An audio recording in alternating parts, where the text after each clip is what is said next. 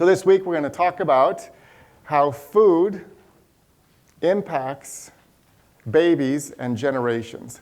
And I'll teach you that food will impact genes, not only in the baby that's in the mother's belly, but also in the germ cells that are in the baby. So the food that people eat affects 3 generations.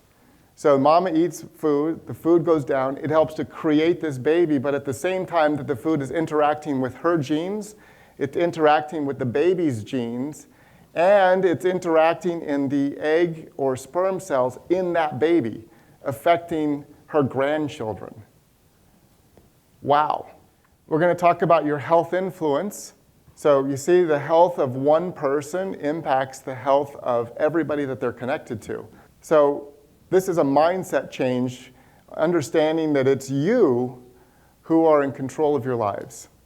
You determine your destiny, and largely by what you do every day, especially the food that you put in your mouth, you determine where you're going to end up in life. So it's empowering because doctors won't solve your problems, you will. And it's exciting because you can change the course of your life. You can create a new direction, a new destination for your life by simply making a decision to do something differently today. A lot of patients say, well, I was just born this way. But the exciting thing that we're going to learn this week is that you can influence your genes. Epigenetics, and then another field called nutrigenomics, which is how food interacts with your genes. So for a lot of diseases, most of the chronic diseases, we're born with genetic susceptibilities to disease. So we're born with a susceptibility for heart disease, or autoimmune diseases, or cancer. We're born with a susceptibility for things like osteoporosis, headaches. But it's not just the genes, it's what we do, as we're going to see. It's what we eat. It's how we live and are exercising. It's stress and relationships. All those things are environment and sometimes toxic exposures that really lead to health or disease.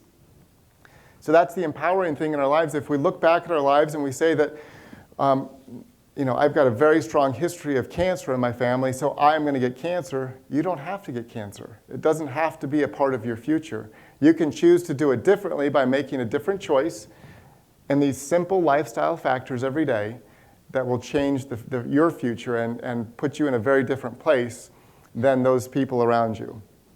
So it's very empowering to know that your genes do not determine your destiny. It's your decisions today that determine your destiny.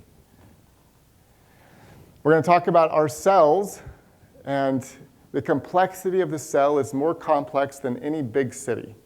And every cell is like this amazingly complex factory. And so it's what we put in, food, water, air, and in some cases toxins. It goes into this big factory, and all of our vitamins and our minerals and our phytochemicals from plants help to process that food, and then we get products and results. And so if we want optimum products and results, which is ideally what we want, we have to really study what we're putting into our cells every day. And the exciting thing about food is when you put it in your mouth, it goes to work immediately. Within hours, it's affecting your cells and your genes, both positively and negatively, and we'll look at that. We find that most diseases, heart disease, cancer, diabetes, osteoarthritis, autoimmune diseases, most of them develop over decades of time. So what happens? We make bad decisions day by day, and because of stress in our lives, and we're going to talk a lot about stress this week, that's important, because of our genetic susceptibilities, because of toxic exposures, things we do, smoking, drinking, because we don't take care of ourselves and we sit in chairs and look at computer screens all day. And I think foundational to health, most important, is what we eat. We accumulate cellular injury every day. And so as you're eating, you damage cells, but you have lots of redundancy, and your body was built to adapt. So it adapts, it compensates, it overcomes so that you can get up every day and go to work, take care of what needs to be done, wash your car, pay your bills, fix the closet door. Your body adapts so that you keep going. And over time, you accumulate injury. Little by little, you develop more and more injury, first at a few cells, then a larger part of the cell, then you develop disease in a tissue, and then you develop disease in an organ, and then it presents in something that we can see. And what are the presentations? Start to develop chest pain. That's a presentation for heart disease. You start to feel really tired or have pain somewhere, and people can't figure it out. Maybe it's cancer. You start to feel lightheaded, and then you find out you have high blood sugar. But what's happened over time, you've accumulated injury over time until you reach this tipping point, and the tipping point is when disease presents itself. Same thing with autoimmune disease. By the time you get to the tipping point in autoimmune disease, your body is on full alert. You have irritated your immune system, and it's overwhelmed, and the only way to get that to reverse is to be aggressive. I've worked with people who've had severe disease, and it takes sometimes 3 or 4 years for them to really get a handle on things so that they were able to have a serving of chicken or fish, or have a glass of wine, or endure a little more stress. It takes time for them to start paying back their debt.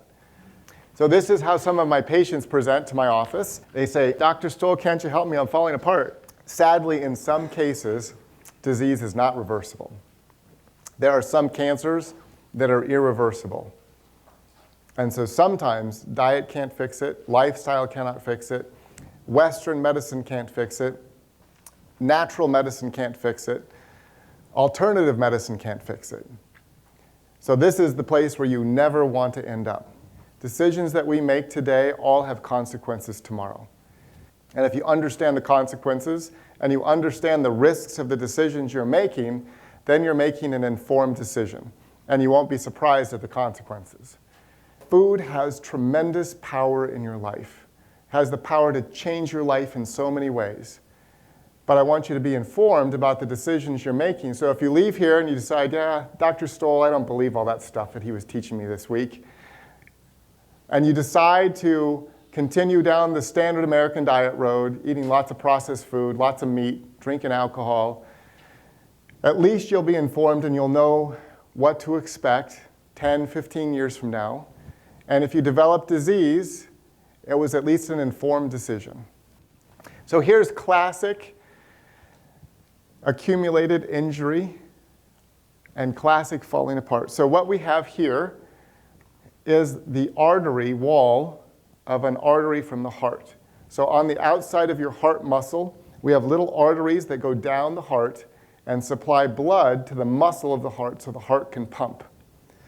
So here's a nice, healthy, normal artery, and this is plaque that's built up inside the artery, and this is the muscular wall of that artery. What is this? That's plaque that's built up. So how did this happen? Did this happen in a month, 2 months? This is decades of hamburgers, steak, chicken, sugar, stress, daily decisions every single day, laying down more and more injury to the cell wall.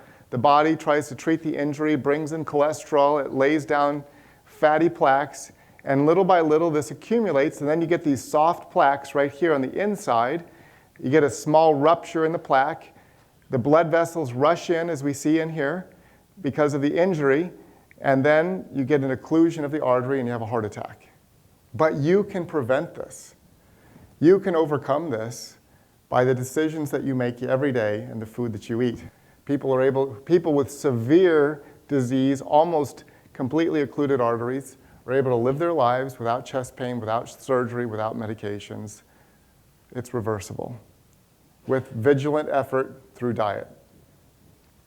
So here are kids from 1900. What do you notice about these kids? They're not happy. Why aren't they smiling? Because mom is on the other side of the camera with a big switch, right? You stand up straight or you're going to get the switch. But what do you notice? How do they look? They're fit, right? They're thin. And they have nice skin. But look at this. Whoa. Have any of you been to a school recently? A youth group, a youth get-together? This is not uncommon. These are the average kids today. 30% of the children in 30% of our states are obese, not even just overweight, but 30% of the children in America are overweight or obese. That's not how children should look, is it? And why does this happen? Because we've changed. There's an idea called incrementalism, that big change happens through little tiny acceptable steps.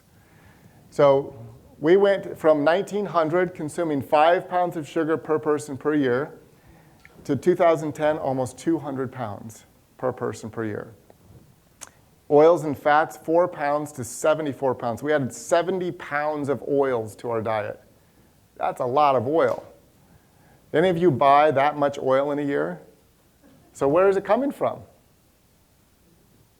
Where's all that oil coming from? We don't buy gallons of oil, do we? Some people do. It's in processed food. Everything that you buy that's in a box, a bag, a can, a restaurant is filled with oil. And I'm going to show you what happens when you eat that much oil. Cheese, we've added 28 pounds. Meat, we've gone up in our consumption. In fact, after World War II, there were 68 million animals in America. After World War II, 132 million animals. There was this huge explosion of meat consumption after World War II. People stopped gardening. Homegrown vegetables went from 131 pounds per person per year down to 11 pounds. So we stopped being connected with agriculture. Calories, we've added 600 calories per day because of oils and sugar. Nutrient density, that is the antioxidants and the phytochemicals in our food, has gone down 40 to 60%. Why has that happened? And industrialized farming.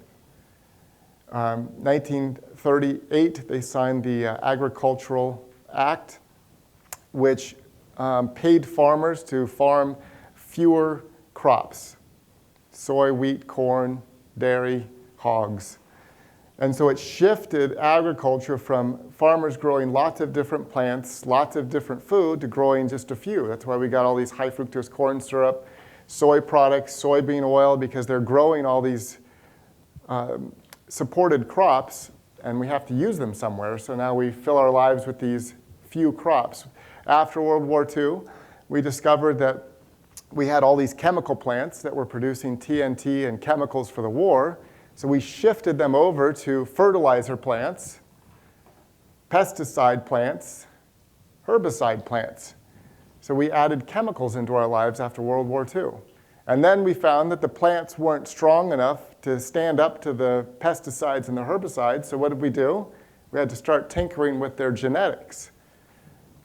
So we started creating genetically engineered foods to withstand the pesticides, because we are stripping the soils bare.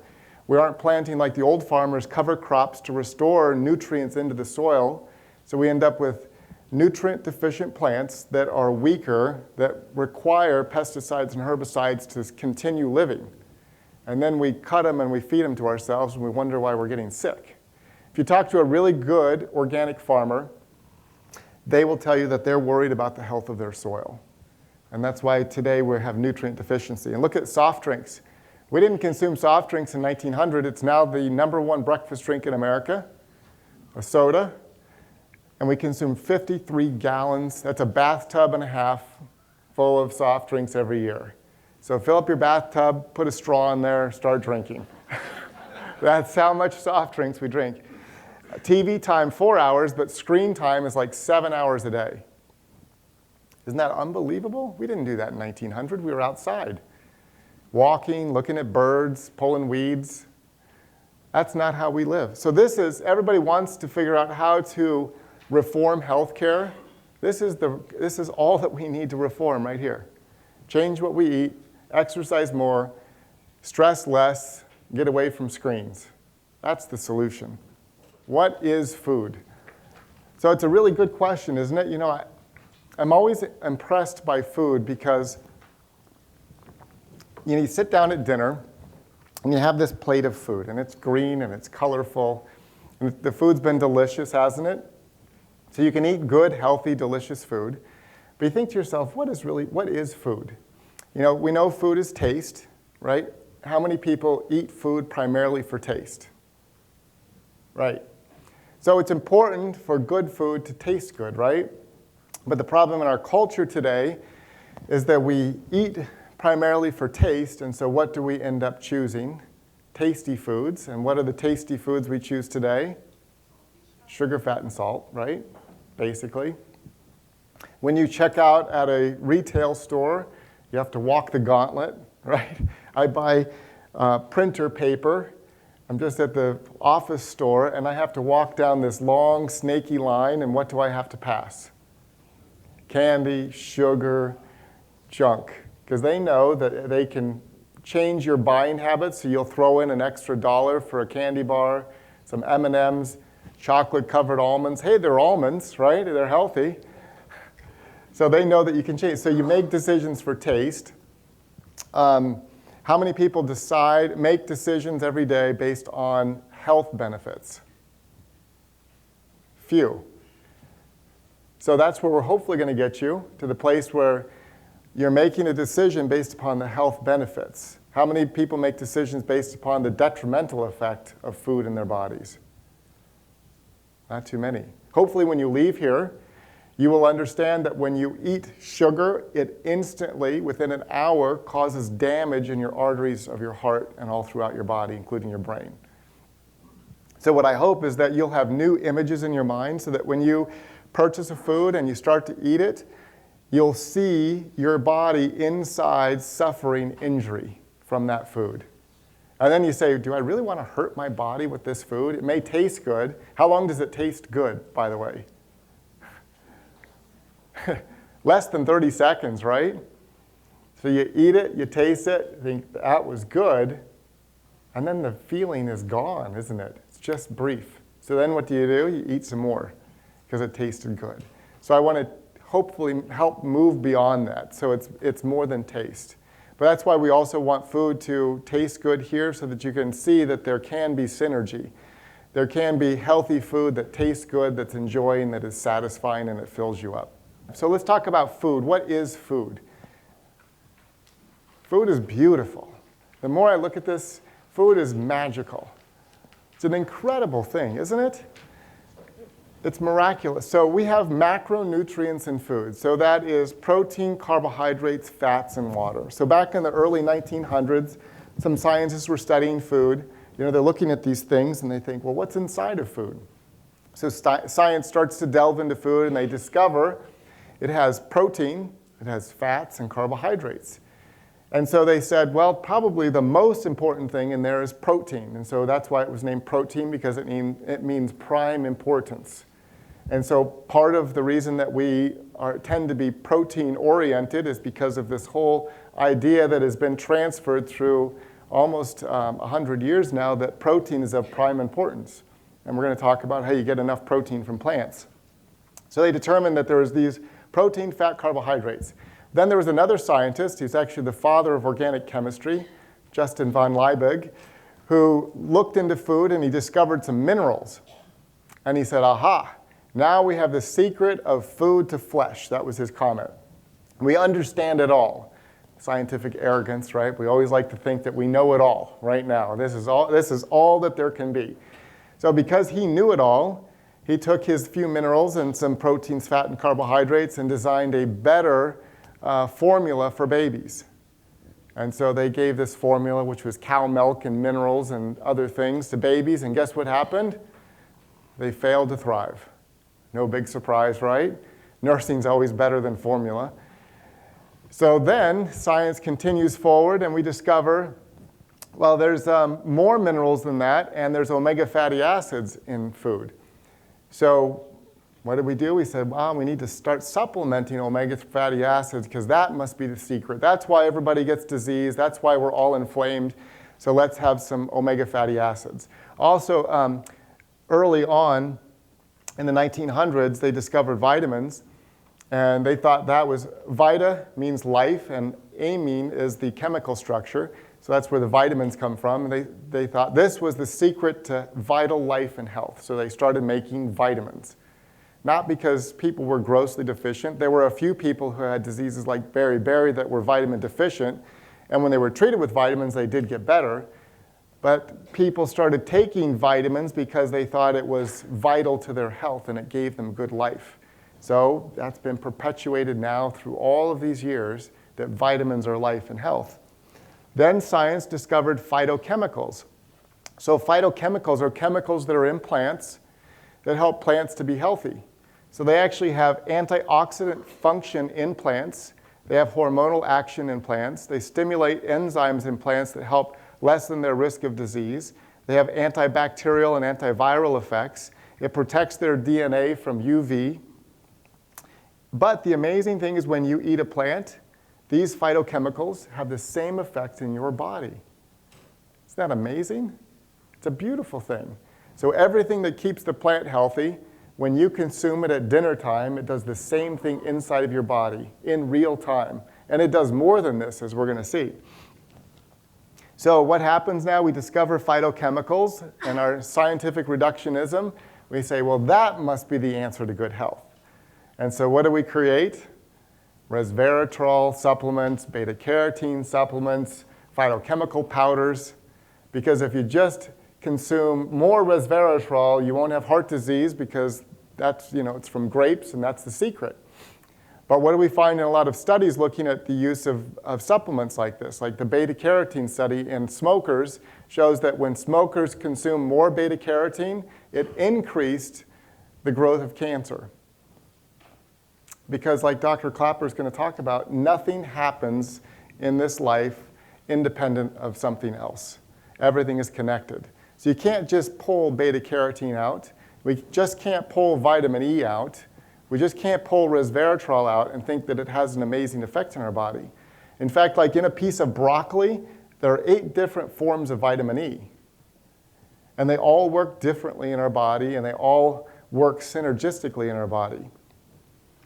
And if you buy a vitamin supplement, you get alpha tocopherol, 1 form of vitamin E, but not 8.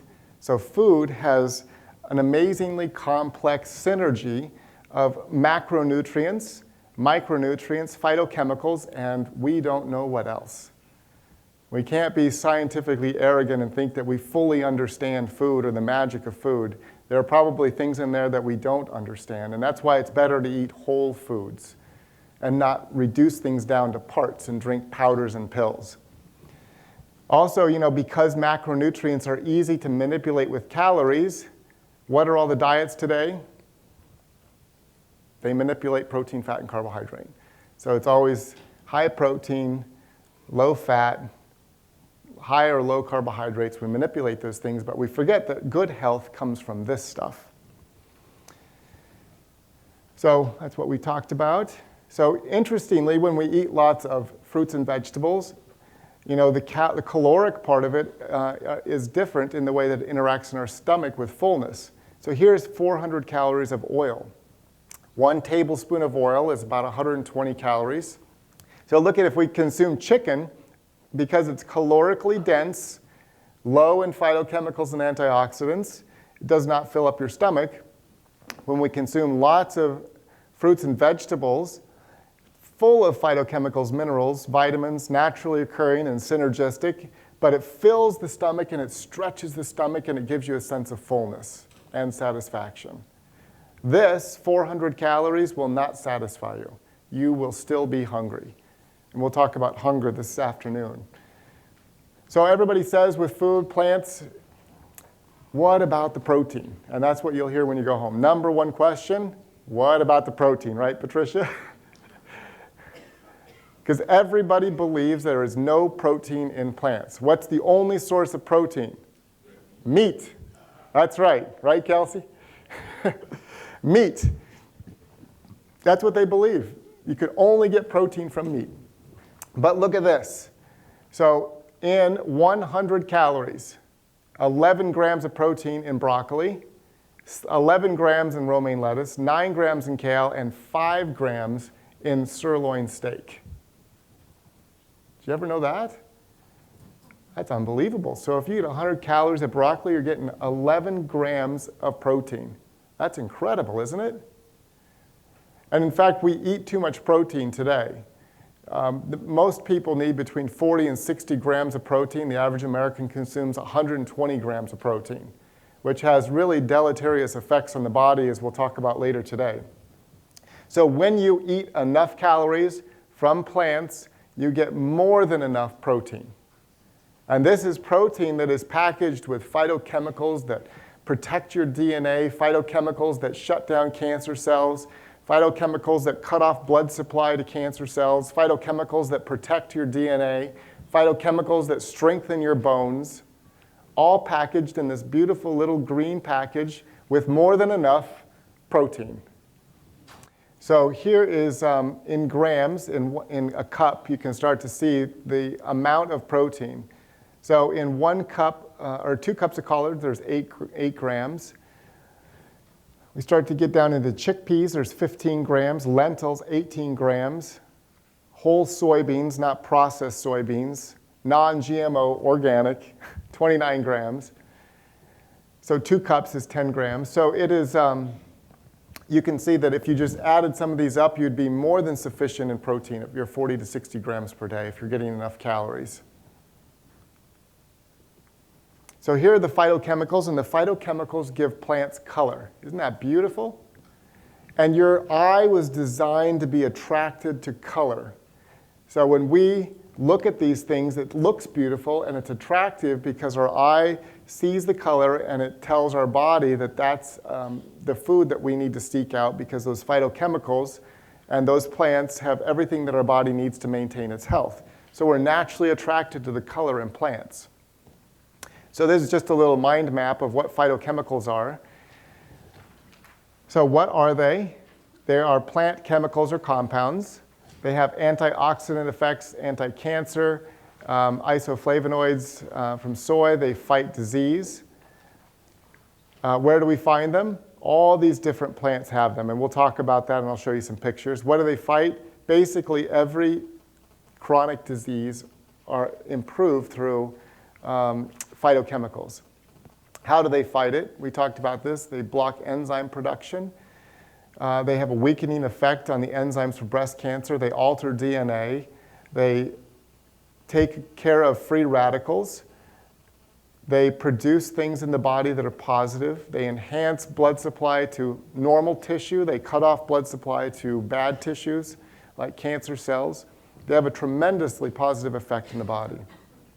So these are just some slides of these different phytochemicals, so you can just see how beautiful they are. Lycopene, so we find it in watermelon, guava, tomatoes, and chilies.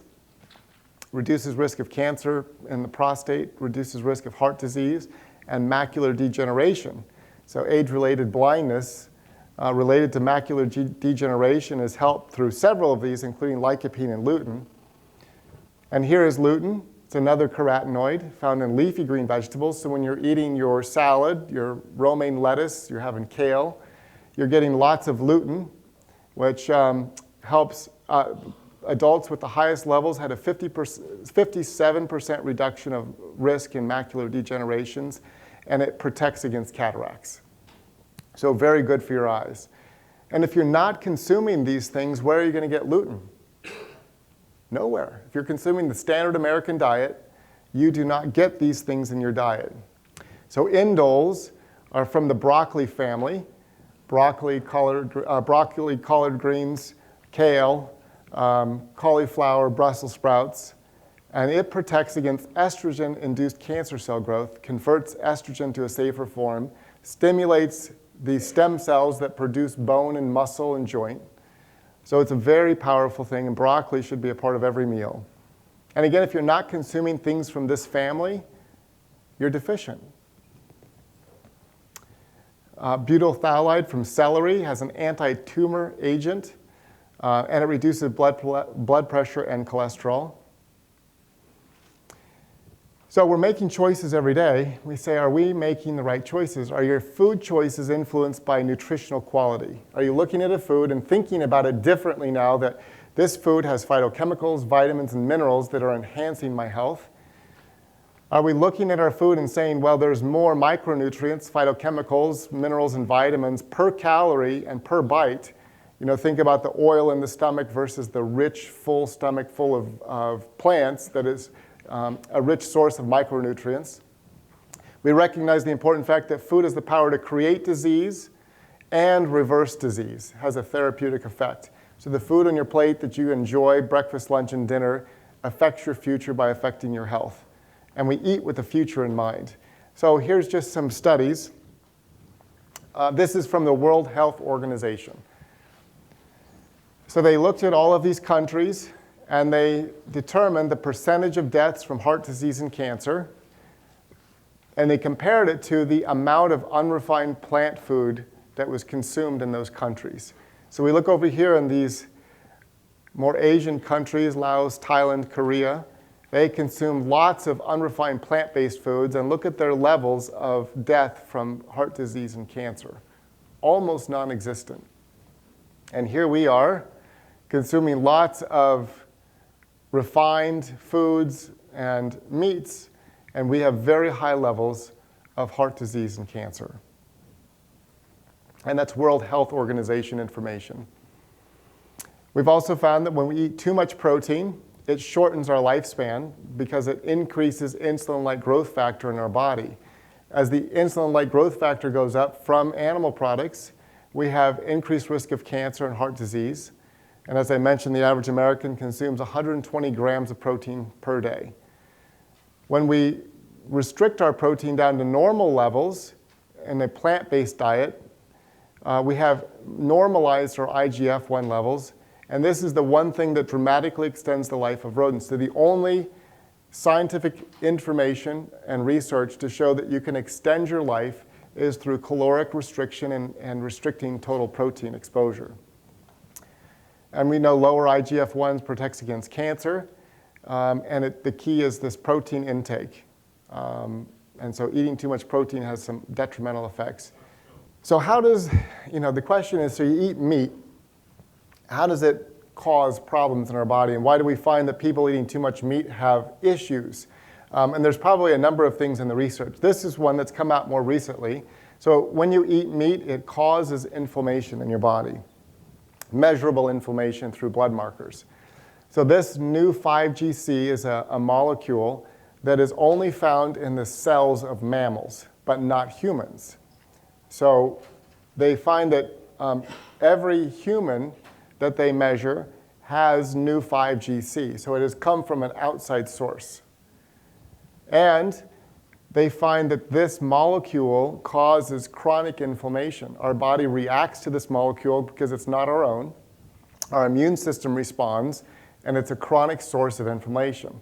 So if we're eating other mammals on a regular basis, and this is not found in fish, but mammals, when we're eating it on a regular basis, we're putting something in our body that's triggering our immune system to have a chronic inflammatory response. So it's one opportunity to develop inflammation around animal products. Also, when we eat animal products, they're very high in omega-6 fatty acids. We all kind of know from popular literature that omega-3s are anti-inflammatory, omega-6s are pro-inflammatory. So when we eat lots of animal products, we're consuming more omega-6 fatty acids, which causes inflammation. When we eat too much protein, more than 100 grams in the research, it causes a shift in our gut bacteria. So you have 40 trillion bacteria that live in your gut. That's pretty amazing, isn't it? They're not your own cells, but they work for you to break down food, and they're a robust part of your immune system. 85% of the strength of your immune system is affected by the health of your gut. So when we eat too much protein, it shifts the bacterial population toward the bacteria that are disease-causing. They're negative bacteria. It's called a dysbiosis. And so we start to develop issues with absorption of nutrients, and we can start to develop leaky gut that Dr. Clapper will talk about, which can lead to other diseases like autoimmune diseases by consuming too much protein. Also in animal products, they found endotoxins from bacteria that are not destroyed through cooking, and they cause inflammation 1 to 3 hours after you eat it. So you eat the food, and in 1 to 3 hours, they can measure increased levels of inflammation in your blood. That's pretty amazing. So here's just a calorie comparison, again, 500 calories, just so we can start to see and make better choices when we're eating. So everybody says, what about the protein? Well, look, here's 500 calories that come from tomatoes, spinach, lima beans, peas, and potatoes. Lunch. So we eat these 500 calories at lunch, and we get 33 grams of protein. I mean, that's almost what you need for the entire day. That's half of your total protein intake right there. And when we eat 500 calories of beef, pork, chicken, and whole milk, we get 34. That's interesting, isn't it? So the protein is really interesting. But then we look down here at fiber. We get 31 grams of fiber, which we all know from the research enhances our health. And from 500 calories of animal products, we get none. We look at the phytochemicals, beta-carotene here as an example, 29,919 to 17. We look at some of the vitamins, folate, vitamin E. You can see the vast difference in that comparison. Minerals like magnesium and calcium compared to animal products. I mean, if you look at the iron here, you know, there's actually more iron in the plant-based foods than you would get in the animal-based foods. And it's the leafy greens and additional things like grasses, green grasses like barley grass are a tremendous source of iron. There's research that shows if you have too much iron, it can cause inflammation and lead to disease. So eating excess iron, but it's interesting, the iron in plant-based foods is bound in such a way that when your body requires it, it will utilize it. But when your body doesn't need it, it stays bound and your body gets rid of it. So it's almost like plant-based foods were designed to maintain your iron levels.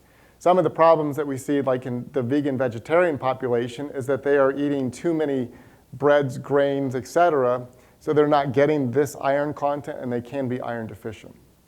But in my practice, I have adequately treated patients who are iron deficient and anemic with plant-based foods and brought their iron up. It takes some vigilant effort. You don't have to use red meat.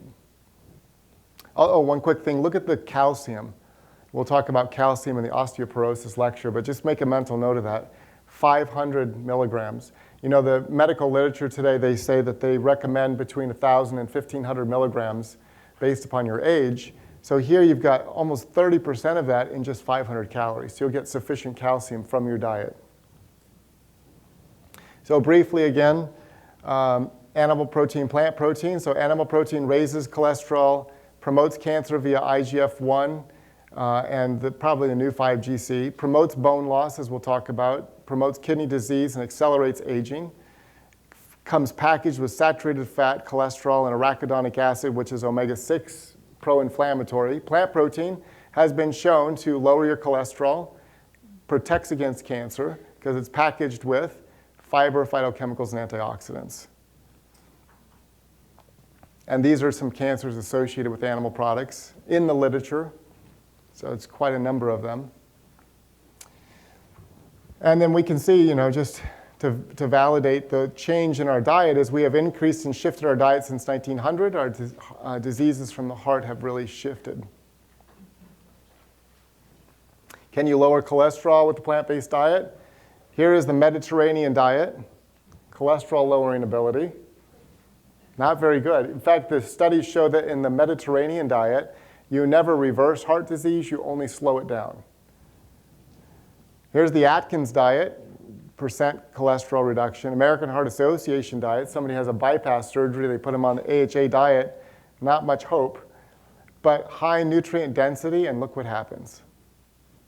And it's not uncommon for patients to drop their cholesterol 100 points in a relatively short period of time. So refined foods are also important. This is why it's important not to eat breads, carbohydrates, and pastas, because in a 9-year study of 34,000 women, 66% increased risk of death from heart disease after eating refined grains, because it's the sugar, and I'll teach you how that works this week. 15 large epidemiological studies directly linked diets containing refined grains and sweets to stomach and colon cancer. Another 12 large breast cancer studies say that increased risk with low fiber diets, which is basically the American diet. So here are the Adventist health studies, 25-year studies with 34,000 participants on a plant-based diet. They live longer. They had 5 simple behaviors that were promoted by the Seventh-day Adventist Church for over 100 years that contributed to lower risk of all cancers and heart disease. And this is a really unique population because The church actually promotes to them to live this way, and you have people that will eat this way and maintain it, and others that do not. So it's a perfect study environment, and that's why researchers have gone out to Loma Linda, California. They also found that when you increase your consumption of red and white meat, chicken was associated with increased risk of colon cancer. Eating more beans was protective. Nuts several times a week reduced risk of heart disease and heart attack. When people ate like sprouted grain, whole grain breads like the old days, it was better. More water helped, and when they had a high consumption of tomatoes, they reduced their risk of prostate cancer by 40%. So when we eat this way, it enhances our cellular repair mechanisms, reduces inflammation, and we're going to talk about this week how it suppresses genetic alterations, how it reduces free radicals, which cause damage to our cells, and basically enhances every aspect of our life. So there was a large study of 206 studies that showed that raw vegetables have the most consistent and powerful association with the reduction of cancers of all types. So if you're trying to reduce your risk of cancer, it's vegetables. Dr. Ornish did an amazing study looking at men with prostate cancer, and they put them on a plant-based diet. 70% of the cancers were halted in their growth with just dietary intervention alone. Amazing. They also showed that they increased the telomere length on the cell, which increases the longevity of the cell. So increased longevity and reduced cancer and halted the growth of any cancer cells. When we consume things like mushrooms, onions, and garlic, it reduces cancer dramatically, better than taking drugs that are aromatase inhibitors.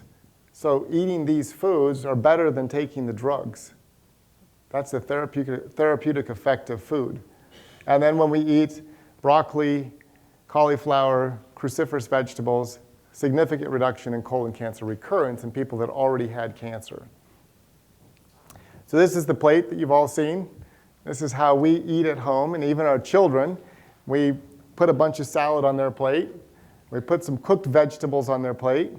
We scoop up a big cooked dish, which is beans and lentils and vegetables, and then we'll give them some fruit, and then water to drink. And that's what they eat. And if you've seen them this week, I love to watch my children because they make good decisions. They go through the line. They'll always choose some salad. They cook dish. I mean, they make good choices on their food, and their plate generally looks like this. So this is processed food. So this does not look good, does it? It doesn't feel good. It feels dead, doesn't it? Doesn't feel alive. Where's the color? In the packaging. Right? It's the packaging. Because the packagers know that it's color that attracts your eye, so they know their food's not very colorful. So they have to make colorful packages so you'll be attracted to eat their food. But contrast it to this. Different feeling, isn't it? You know, back and forth. Feels different, doesn't it? And you can only imagine how your body would feel differently eating this versus this. You know, and the taste, when you really think about the taste of that food, it's all about the same, isn't it? It's fatty, salty, greasy. But when you think about this food, it's an abundance of tastes, right? All the spices, everything tastes different. A blueberry tastes different than a pepper, which tastes different than the green leafy vegetables, which tastes different than an apple. You get an abundance of taste. So you don't sacrifice taste. You actually gain more variety, better tasting food that's more enjoyable.